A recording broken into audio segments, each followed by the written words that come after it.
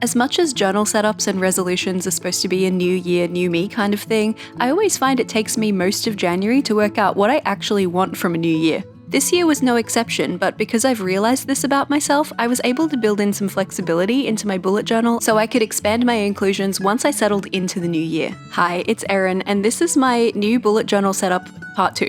But across 2 journals, actually. We're going to start with the actual bullet journal, which is the blue one, and later on we'll move into the other one. But for now, we don't need this, so I'm going to get it off my desk. Leaving space to add extra spreads later is something I've considered for previous journals, but never actually baked into the setup for myself. This year I decided I was going to do things differently. Little sneak preview after the pen flipped through here for you. This is where we're currently at for the new journal for 2025. Some sensitive information has been blurred out because it is for my eyes only. But we're off to a pretty solid start for the year, and of course the setup video for these spreads is already on my channel. There is a link to that in the description in case you want to check it out. For the purposes of sharing this as content online, I do tend to set up my journals pretty early, so I did this one back in November. And since then, I've thought of some things I'd like to include that I didn't consider back when I first set this up months ago. So let's add those new things together. I deliberately left 2 entire blank spreads between my initial setup pages in this journal and my January, and the first one we're going to add here is an exercise tracker. My health is something that I really haven't prioritized since about 2020. You probably know why.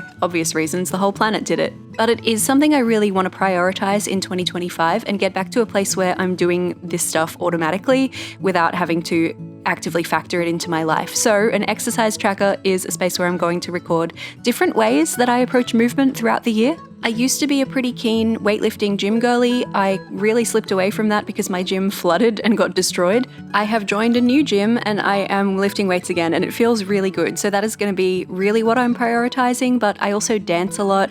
My gym has group fitness classes that I'd like to try to get to several of as well. So I wanted to have a way to track those things, making sure that I'm keeping up with the commitment I've made to myself to move 3 times a week, whatever kind of exercise, 3 times a week. This is pretty much a year in pixels kind of tracker, although it's only for 6 months because that's how much I generally fit into a single journal. And it's also pretty much the same layout I used for my skincare tracker a few pages back. I'll have a key that has the corresponding styles of exercise and a little symbol that represents those because I don't want to keep specific pens out to do specific colored things for 6 months. That's kind of a bit unreasonable for me.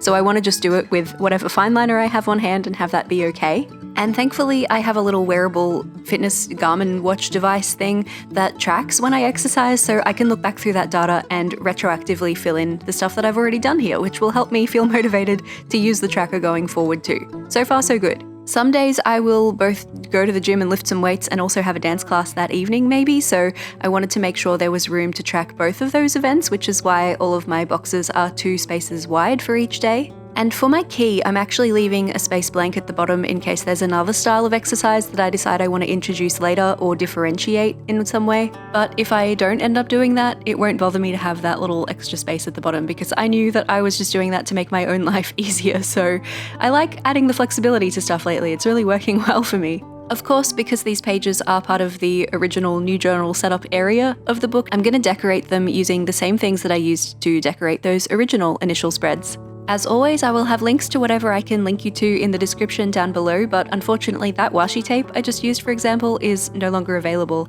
I think I actually got that one as a freebie with a London Gifties order, and it has never been on their website in the time that I've had it, which is unfortunate. The pastel washi tape set has also disappeared from Journal Say, but there are lots of similar ones around, so they shouldn't be too difficult to find. And I've been keeping some of the offcuts of the Ethereal Petals tape that I used as quite a big part of this theme in my reusable sticker book, which is from Stash World, which is also out of stock at the moment, but if you go and ask Jessie very nicely, maybe she will make some more. I also used this PET tape in a reading journal setup last year, so stretching it across 2 setups, and this one has quite a few pages, means that I am running pretty low on it, so I really wanted to prioritize using these offcuts before I took anything else off the roll. As a result, I'm using a lot of larger pieces and kind of chopping them into smaller ones, and I'm going to connect them together once again, just like I did in the original setup for this journal, with elements from the Mediterranean Breeze pre-cut sticker tape. Now, obviously, I am someone who likes to have all of my new journal spreads together, or I would not have left extra space to do this kind of thing. But if you haven't left yourself extra space and you're finding there are things that you want to include, this is me giving you permission to put them wherever.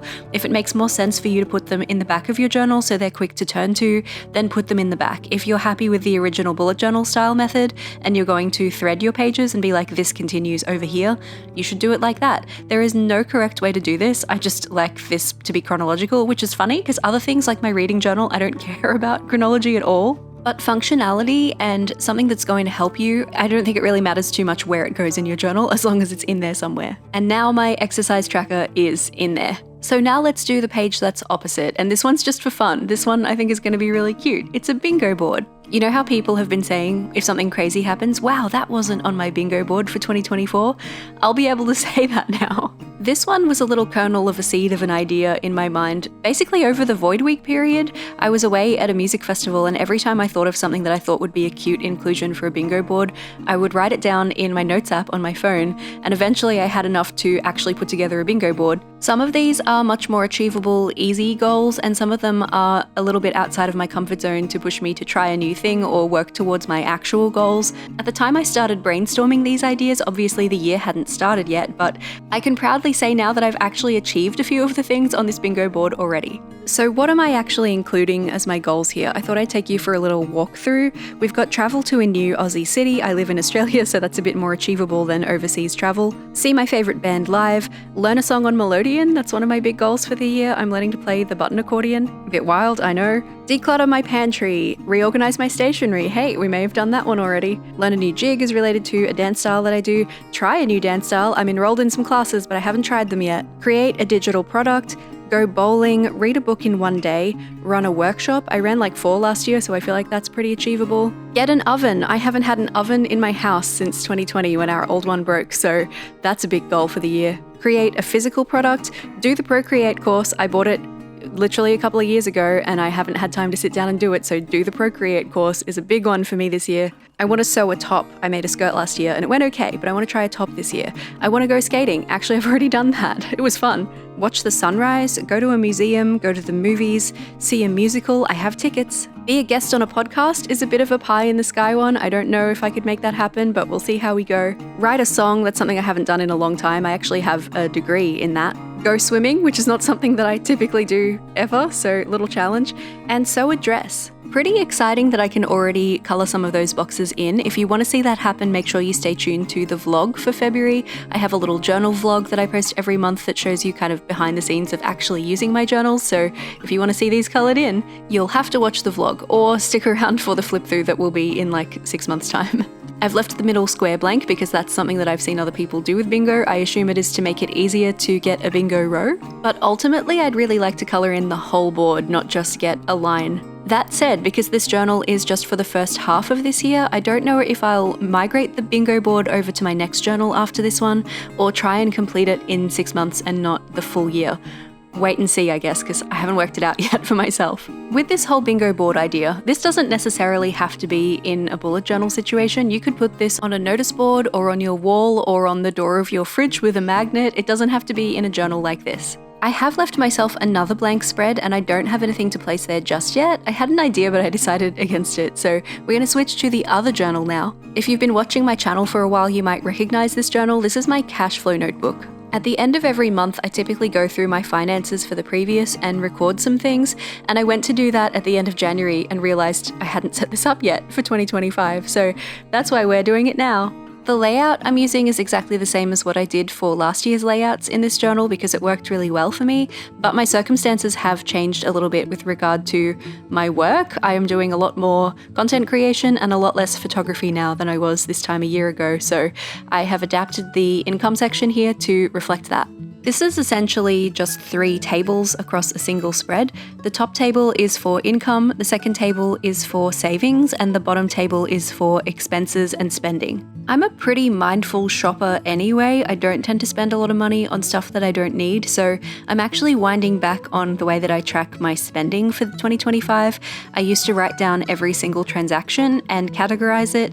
I'm going to still essentially do the categorizing thing, but rather than writing down every transaction in the journal, I'm just going to be adding the totals per category for 2025, so it's a little bit less labor intensive. And I can just do it at the same time as I go to pay my credit card bill every month. I put everything on my credit card so that I can get frequent flyer points and just pay it off in full every month. And it is really helpful because it really makes me look at what I'm spending, which is an extra layer onto what I was already doing in the cash flow journal. So I've kind of been doubling up for a while. I don't really need to do that anymore. However, this spread that we're setting up, the cash flow tracker one, is essential to me still. I love being able to see growth in my savings across this tracker.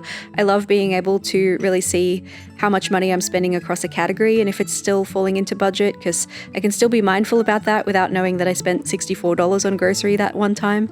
And when you're not on a fixed income, which is my situation, I have different amounts of money that come in from one month to the next, it's helpful to be able to look back at last year's stats and kind of get a bit of an idea of how much money I might expect to make in January and so forth.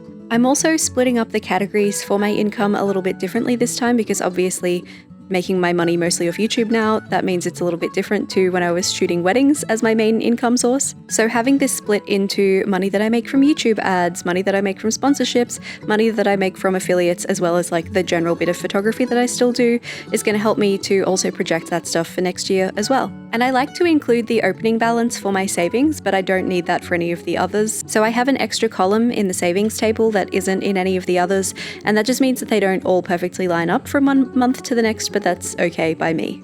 If you like the idea of a cash flow tracker in your journal, but setting it up the way that I do wouldn't work for you because you have a more stable income than me, or something along those lines, I do have some alternative versions in the mystery journal setups that I've done in the past that are a bit more aimed at a regular income. So if you want to check those out for some ideas, I will have those linked in the description for you too.